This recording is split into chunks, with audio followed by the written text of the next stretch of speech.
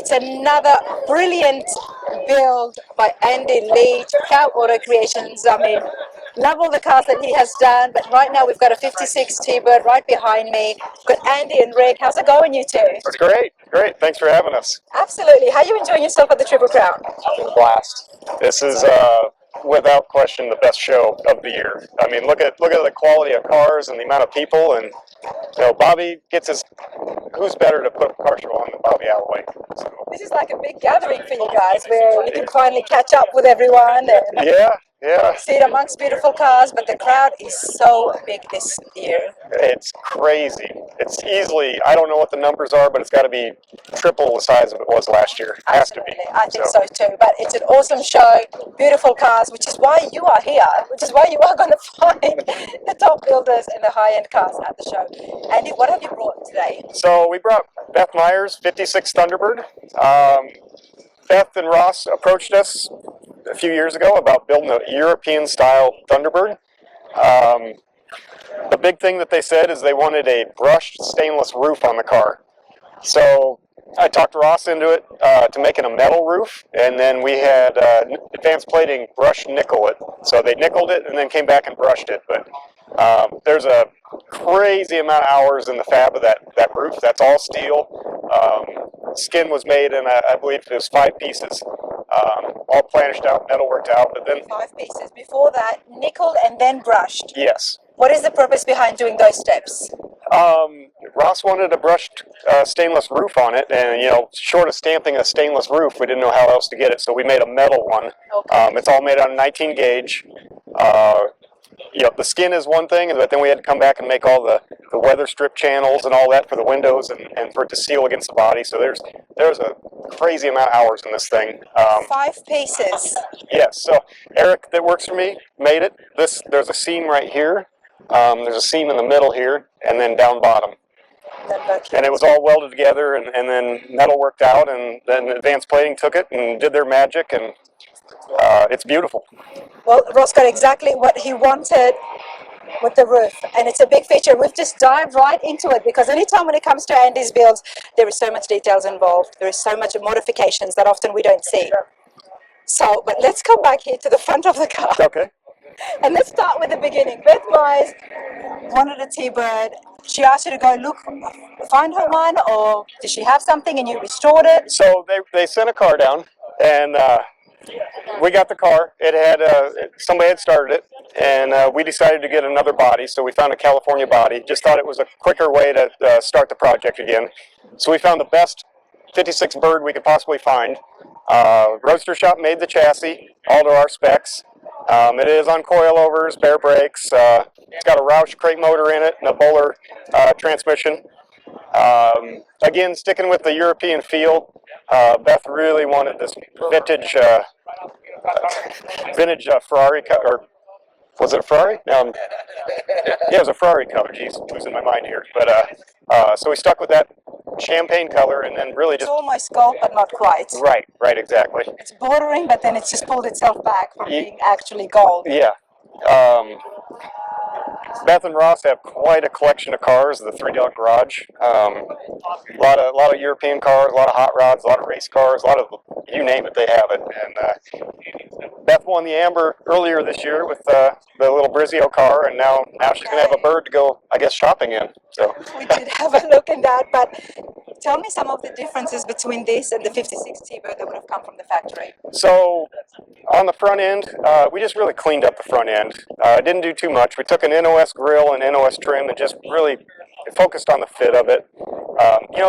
We could go back and machine all that stuff, but what are you really gaining? So we just took and dialed in what was there. The bumper was narrowed and pushed back, and just really worked on the fit of it. It looks brilliant. The whole front end, everything just fits so nicely, and it's not too much in your face. It's nice and thin. Can I say that? It's a narrow bumper, but it looks good, and it goes with it. It's the old game. If I had a measuring tape, I think right here would. Oh yeah, straight to you. Sometimes less is more, and that's kind of what we tried to do with this car. On the sides of the car, the wheel openings were all reshaped and moved around. Again, just a lot of subtle things. The rear quarter and wheel openings were drastically reshaped. If anybody knows the Thunderbird, they're not the same shape as the front. They're just very awkward looking. So we opened it up and made the lip that sticks out just to balance the car out. And another thing, we really focused on the ride height of this car, get the right tire sizes under it. We wanted that, just that aggressive elegance, and I think that's what we got. So, and judging by the crowd, that's kind of what you've done it well. I mean, at first I thought it was on air, but obviously it is not. Now, Rick, what is one of the things that was most difficult about this project? We'll let Rick talk for that one. Yeah, I'll come to Rick so he can hear it. Yes, please stay with me. most difficult part of the project. If I had to put it, it would definitely be the top, the fitments, figuring out what we were going to do for the inside of the top. It is actually chopped as well. Yeah, I forgot to mention that. The top is chopped down about an inch, and then the windshield has to be cut, which is another difficult process. Cutting the windshield, And I always ask how many windshields did you go through? Well, I think 3. yeah. It's not bad. No, and there's an not extra bad. one now too, a spare. So that we don't need. Yeah. Where's the wood at? Let's knock on. So yeah, I mean that's probably the most difficult part because that's not something that actually came on the car, so we had to make it so it would. Eric did a really good job of shaping it. Once you get in the car, there's a lot of room actually, a lot of headroom. Even though it doesn't look like it from the outside, but it is very roomy. We'll definitely be having a look soon. that was something else we really focused on with the chassis design, with Roadster Shop and everything else. Is when you sit in a factory Thunderbird. Yeah. I mean, there's no room in it. You got to be about 3 foot tall to fit in the thing. So. Yeah. We got the floor pans down with almost the bottom of the frame rails, so the rails are on the sides, like near the rockers, and then that was all welded to the body. But we had a 6'4" buddy sit in it, and he still had plenty of headroom. So, to get a car to sit right is one thing, because that totally sets the mood and it sets everything for the car, but also driver positioning. I mean, you see a lot of cars where drivers just look terribly uncomfortable driving them, so we really focus on that.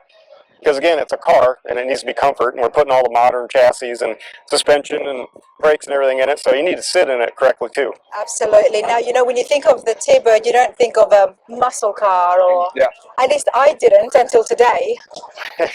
Definitely is considered a muscle car when it comes to this. The suspension, the motor, the transmission, all that is muscle car. Yet it complements the body style because of the modifications you've done, chopping the top, bringing in the wheel openings. It looks so good. It looks sleek. And I like the T-Birds. I like the classic T-Birds, especially with the little window in the back. Yeah. But when you do this kind of changes and you bring it to the modern day, it gives it a whole new look. Right. It still looks like a T-Bird. Does that even make sense? That makes sense. It doesn't make sense. Well, then it has the power windows, the air conditioning, the heat, all that stuff, works as it should, and all the new stuff. Absolutely. It all works together. That's nickel here on the vents? Yeah, so the vents were machined. Actually, Rick's dad probably machined those. Again, the wheels, Eric Black did a lot of design work on this car. Okay.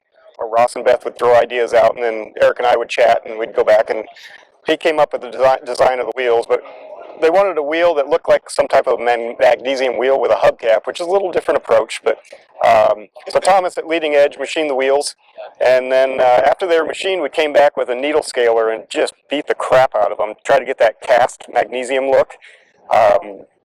Then made this color that we felt was right with the rest of the colors on the car, just to blend everything together. And the hubcaps themselves are a brushed nickel.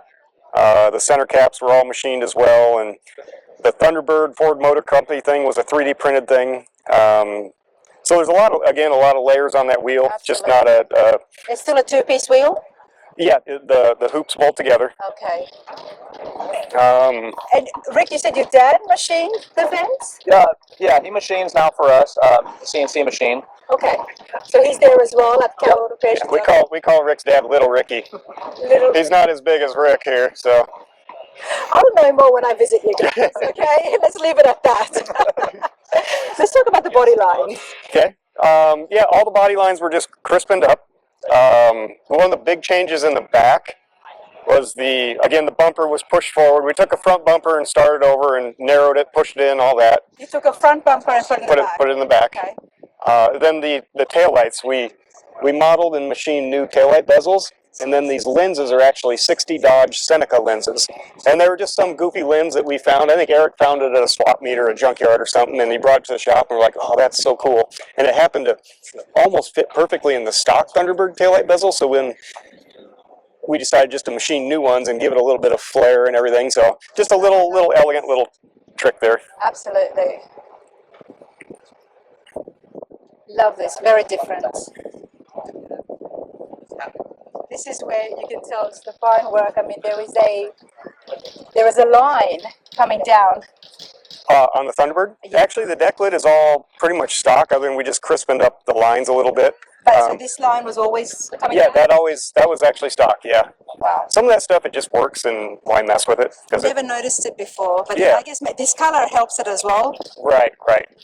There was quite a bit of work down here in the tail panel. Just, these cars would have had a Continental kit on it and stuff like that. So now, you mentioned that the Myers have got a 3-dog garage. Yeah, so Ross has 3-dog garage. They're in Boyerstown, Pennsylvania. Okay. You can look it up on the internet. It's just an incredible collection of early hot rods, a lot of hot rods with a lot of history, race cars, you name it. If they're open to cameras, I would love to. Oh, yeah, absolutely. It's quite the place. So 3 stories. When I was at Troy's, we built the Riddler-winning first love car for him back in, I believe it was 06. And he's got a special floor up on the 2nd floor where the floor is all glass, and you can look up top and see the bottom of it. I want to go check it out, and I'm going to take you guys along. It's incredible. So it's getting on the radar, everybody. I mean, it's fascinating. All right, now let's have a look. The vents. I see these vents look a little bit different. Can you speak about the vents? Yeah, the vents we made in-house. We actually scaled them down. We actually had them bigger at one point, but it didn't look correct in the car. Okay. So scaled them down. They're hooked to the vintage air, and we polished the outsides of them, the face of them themselves, and then yeah, I mean, it looks good in there. It fits fine, and it blows a lot of air out though, so it works perfect like we wanted to. Let's have a look inside in the interior. Okay, should we open the door over here then? Absolutely. Oh, wow. All right, so talk to me about the interiors. I'm loving it. It looks beautiful, and I love gold. Who did the interiors? So this is the first car we've done the interior in-house. We scanned the inside of the car and 3D printed and machined everything, and then covered mostly everything in-house. Yes. Wow. Phil Cato came in and did the seats. We weren't comfortable just jumping into doing our first pair of seats with the timeline and everything to get the car done. So Phil came in, did the seats and the sewing on there's like a pleated part over the center console. And also the mat in the trunk. And the mats. All the door panels, this was all, we scanned the entire inside and then modeled all the interior stuff in-house. 3D printed the door handles, the armrests, everything. Remade the Thunderbirds had the engine turn paneling, and we wanted to carry this brushed nickel piece all the way through the car. So a lot of brushed nickel items just to carry everything throughout the car. Dash-wise, other than the brushed nickel stuff, everything was just cleaned up and made to fit better. Steering wheel was machined out of a big block of aluminum by Thomas at Leading Edge Machine. Another Eric Black design deal.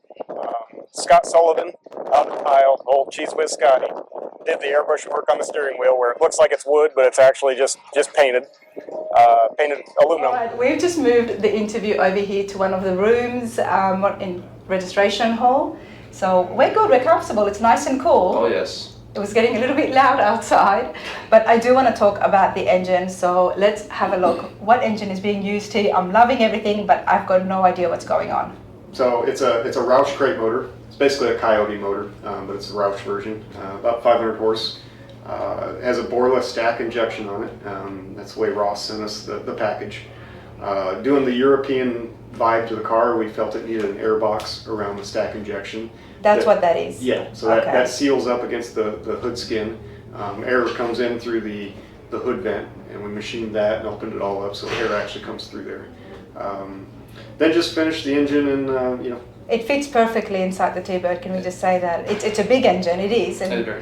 But it fits perfectly, it's so snug. Yeah.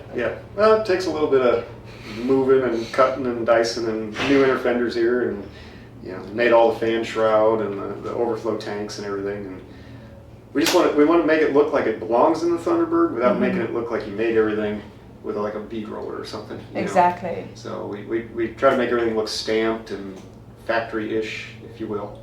And functional. Very functional. Functional. Very functional. Yep. Did Beth want the big engine? Yeah, that's how they sent it. So yeah. I really like her. I would love to meet your customer one day. she's awesome. And She's got great taste. Oh, yeah, she does. Great taste. Absolutely love that. But there is so much happening for you, Andy, for the team as well. I really want to check it out. There is a lot more projects coming out, some more finished stuff. Can you tell us a little about what we can expect? We're getting into a crunch right now. We got to go back home. The guys are crunching away right now as we speak, and we have a hot rod going for Slonaker here at the end of January. In a few months. Yes. I mean, Yeah, that's not far off. No, it's not far off, but yeah, we're Rick, how many hours does this guy have you work? Oh, just 5 a day. Rick manages all the guys at the shop, and So how many hours do you have you guys working? That would be a better question. I don't know. I haven't been to the shop. I don't know the structure. I'm mostly there the entire time. It's like I don't go home. Yeah. But that is huge in only a few months. Yep. To go for the Slonaker. Okay. So it's a really neat car. You're excited. We've kept Oh, yeah. we've kept this one completely secret. We Okay. haven't posted anything, or some people have come to the shop and seen it. Obviously, it's impossible. We've had it covered up though most of the time when people come. For to the shop. most part, yeah. But it's Okay. really hard to hide a car unless you go the Dave route and build a room to build it in, and yeah, whatever. I'm excited. I'm going to be there, so I can't wait to see it. I love your builds.